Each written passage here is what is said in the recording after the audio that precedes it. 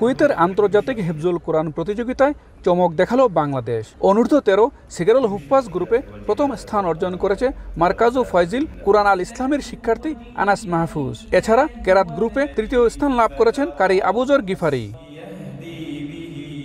গত 14 নভেম্বর কুয়েতের ধর্ম মন্ত্রণালয় এই প্রতিযোগিতার আয়োজন করে। স্থানীয় ক্রাউন প্লাজা হোটেলে এটি অনুষ্ঠিত হয়। ফলাফল ঘোষণা করা হয় 19 নভেম্বর সন্ধ্যায়। বিজয়ীদের হাতে পুরস্কার তুলে দেন দেশটির ধর্মমন্ত্রী ডক্টর মোহাম্মদ ইব্রাহিম মোহাম্মদ আল ওয়াসমি। নিজেদের অভিমত ব্যক্ত করতে গিয়ে বিশ্ব বিজয়ীরা দেশবাসীর কাছে দোয়া চেয়েছেন। মারকাজে ফয়জুল কোরআন ইসলামী মাদ্রাসার ছাত্র, কুয়েতে আন্তর্জাতিক হিফজুল কোরআন প্রতিযোগিতায় প্রথম স্থান অধিকার করেছি। দেশবাসীর কাছে দোয়া চাই, আমি জানি সামনে আরো অনেক ভালো করতে পারি। আমাদেরকে বলে মিন আইনা আনত, আনা মিন বাংলাদেশ, তখন আমাদের গর্ব হয় যে আলহামদুলিল্লাহ আমরা বাংলাদেশি। বিজয়ী বাংলাদেশিদের অভিনন্দন জানিয়ে মারকাজু ফয়জিল কুরআন আল ইসলামী মাদ্রাসার হিফজ বিভাগীয় প্রধান বলেন, এই অর্জন বাংলাদেশকে বিশ্বমঞ্চে উচ্চ স্থানে নিয়ে গেছে। অর্ধেক পাউডারে দ্বিগুণ উজ্জ্বলতা, নতুন রিন অ্যাডভান্সড অর্ধেক পাউডারে দ্বিগুণ উজ্জ্বলতা।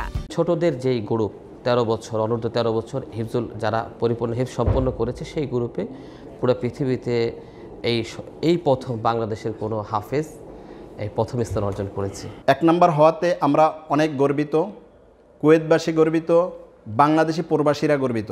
মুসলিম বিশ্বে বাংলাদেশের এই অর্জন গৌরবের বলে মনে করেন কুয়েতের ধর্ম মন্ত্রণালয়ের ইমাম খতিব ফায়েজ হামুদ আল এনাজি। আসিয়া ওমিন খালিজ ওমিন আওরোপা হাত্তা মিন আমেরিকা। বিশ্বের বিভিন্ন দেশ থেকে প্রতিযোগীরা অংশগ্রহণ করেছেন। আমরা বাংলাদেশকেও আমন্ত্রণ করেছিলাম। বাংলাদেশ অনেক ভালো করেছে। আমার জানা মতে বাংলাদেশে অনেকে তাদের সন্তানদের কুরআন শিখায়, হাফেজ বানায়। এই জয় বাংলাদেশের জন্য আল্লাহর রহমত। এদিকে প্রতিযোগিতায় বিজয়ীদের সংবর্ধনা দিয়েছে কুয়েতের প্রবাসী বাংলাদেশিরা। বিদেশের মাটিতে এই অর্জন বাংলাদেশের ভাবমূর্তি উজ্জ্বল করবে বলে জানান তারা।